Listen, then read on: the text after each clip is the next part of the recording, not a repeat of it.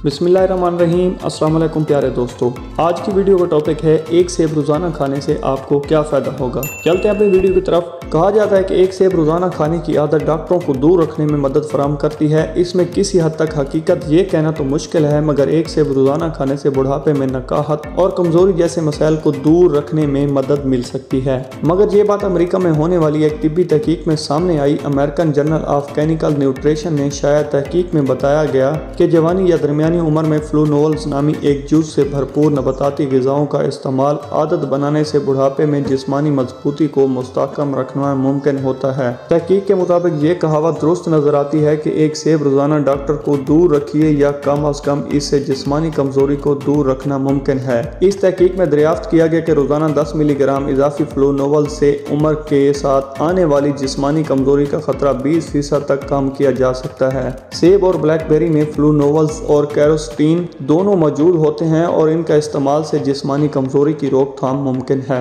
इस तहकीक में 1700 अफराद की ग़िज़ाई डेटा की जांच पड़ताल की गई थी। नताइज से मालूम हुआ कि फ्लूनोवल्स और कैरोस्टीन का इस्तेमाल उम्र बढ़ाने से जिस्म पर मुरतब होने वाली मनफी असरात से बचाने के लिए मुफीद होता है।